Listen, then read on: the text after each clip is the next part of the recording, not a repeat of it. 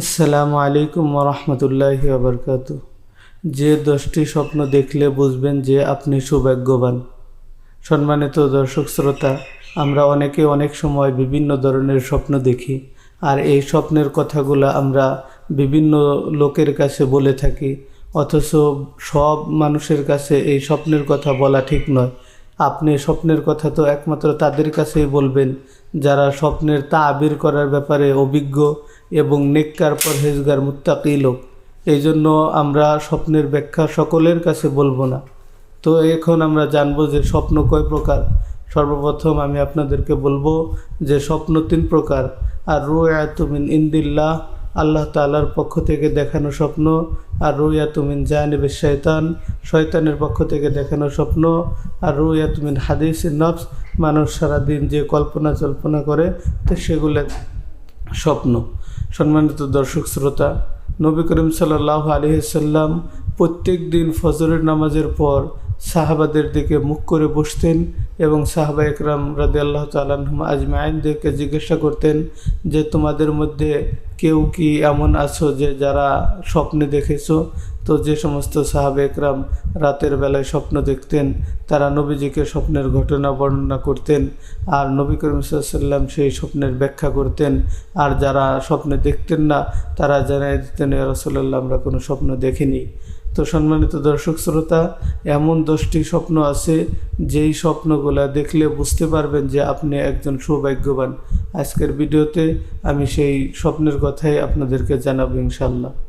সম্মানিত দর্শক শ্রোতা, 1 নম্বর যে স্বপ্নটি দেখলে বুঝবেন যে আপনি সৌভাগ্যবান, তাহলে যদি দেখেন আপনি স্বপ্নের মধ্যে সবুজ বাগবাগিচা, ফুল ফলের গাছ, তাহলে বুঝে নেবেন যে আল্লাহ রাব্বুল আলামিন আপনাকে হালাল রিজিক দান করবেন, ধন দৌলত দান করবেন, আর্থিক সচ্ছলতা দান করবেন। তো এই জন্য এই স্বপ্নকে আপনারা একটা ভালো স্বপ্ন হিসেবে গ্রহণ করতে পারেন, আল্লাহ তাআলার শুকরিয়া আদায় করবেন। 2 নম্বর যে স্বপ্নটি দেখলে বুঝবেন যে আপনি সৌভাগ্যবান, আপনি যদি দেখেন আকাশে নূর চমকাচ্ছে, আকাশ ঝলমল করতেছে, তাহলে বুঝে নেবেন যে আল্লাহ রাব্বুল আলামিন আপনাকে হেদায়েত দান করবেন, আল্লাহ তাআলা আপনার মাধ্যমে ভালো কাজগুলো করাবেন, আল্লাহ তাআলা দুনিয়া এবং আখিরাতে আপনাকে সমূহ কল্যাণ দান করবেন। 3 নম্বর যে স্বপ্নটি দেখলে বুঝবেন যে আপনি সৌভাগ্যবান, তাহলে যদি আপনি দেখেন স্বপ্নযুগে কাবা শরীফ অথবা কাবা শরীফের গিলাফ ধরে আপনি তালবিয়া পাঠ করতেছেন, লব্বাইক আল্লাহুম্মা লব্বাইক, লব্বাইক লা শারীকা লব্বাইক, ইন্নাল হামদা ওয়ান নি'মাতা লাকা ওয়াল মুলক লা শারীকা লাকা লব্বাইক, তাহলে আপনি বুঝে নেবেন যে আল্লাহ রাব্বুল আলামিন আপনার জীবনের সমস্ত গুনাহকে ক্ষমা করে দেবেন, আপনাকে আল্লাহ তাআলা ধন সম্পদ দান করবেন, আল্লাহ তাআলা আপনাকে সম্মানিত রিজিক দান করবেন। 4 নম্বর যে স্বপ্নটি দেখলে পরে আপনি বুঝতে পারবেন যে আপনি একজন সৌভাগ্যবান, আর তা হলো আপনি যদি স্বপ্নযোগে দেখেন যে পরিষ্কার পরিচ্ছন্ন পানি, ঝর্ণার পানি, সমুদ্রের পানি অথবা ঝমঝমের পানি, তো এরকম পবিত্র পানি, স্বচ্ছ পানি যদি আপনি স্বপ্নের মধ্যে দেখেন, তাহলে আপনি বুঝতে পারবেন যে কেউ আপনার কোনো ক্ষতি করতে পারবে না, আল্লাহ তাআলা আপনাকে হেফাজত করবেন। 5 নম্বর যেই স্বপ্ন দেখলে আপনি বুঝবেন যে আপনি একজন সৌভাগ্যবান, আর তা হলো যদি আপনি দেখেন স্বপ্নের মধ্যে আপনি হিজাব পরিহিত পর্দাশীল অবস্থায়, তাহলে বুঝবেন যে আল্লাহ তাআলা আপনাকে হেফাজত করবেন, আপনার ইজ্জত আবরু সম্মান আল্লাহ তাআলা হেফাজত করবেন, কেউ আপনার কোনো ক্ষতি করতে পারবে না।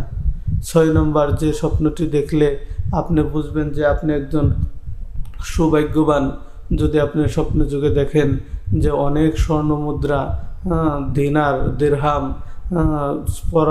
ছড়ানো ছিটানো রয়েছে, আর সেগুলো আপনি 2 হাত দিয়ে কুড়িয়ে কুড়িয়ে নিচ্ছেন, তাহলে বুঝবেন যে আল্লাহ রাব্বুল আলামিন আপনার দুনিয়া এবং আখিরাতে সমূহ কল্যাণ দান করবেন। আর 7 নম্বর যে স্বপ্নটি দেখলে আপনি বুঝবেন যে আপনি একজন সৌভাগ্যবান।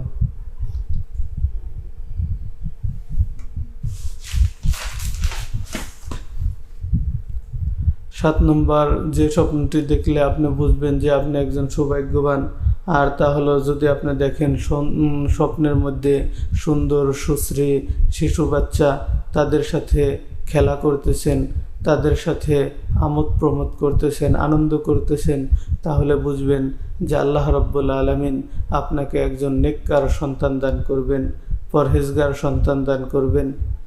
8 নম্বর, যদি আপনি দেখেন কোনো গাছের মধ্যে ফুল ফুটেছে অথবা সুগন্ধি ছড়াচ্ছে, সুগন্ধি ফুল অনেক বেশি পরিমাণে ফুটেছে, তাহলে আপনি বুঝবেন যে আল্লাহ তাআলা আপনার স্বামী স্ত্রীর মধ্যে বরকত দান করবেন, ভালোবাসা দান করবেন, মুহাব্বত দান করবেন, সংসারের মধ্যে উন্নতি দান করবেন।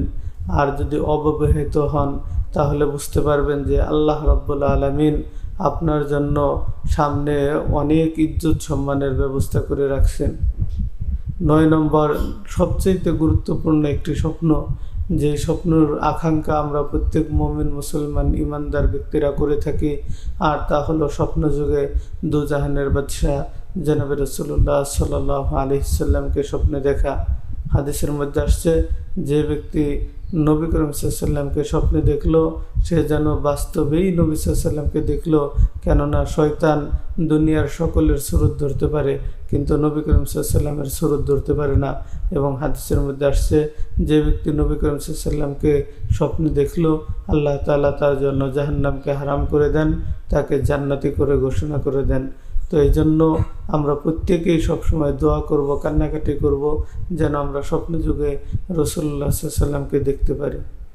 10 নম্বর, যে স্বপ্নটি দেখলে বুঝবেন যে আপনি একজন সৌভাগ্যবান, আর তা হলো আপনি যদি দেখেন যে স্বপ্নের মধ্যে নামাজ পড়তেছেন অথবা স্বপ্নে আজান শুনতেছেন, তাহলে বুঝবেন যে আপনার সৌভাগ্যবান হওয়ার একটি কারণ নামাজ পড়া, আজান দেওয়া এগুলো ভালো কাজ, আর এই ভালো কাজের মাধ্যমে আল্লাহ তাআলা আপনার জীবনকে সুন্দর করে দিবেন, ভবিষ্যৎকে উজ্জ্বল করে দিবেন।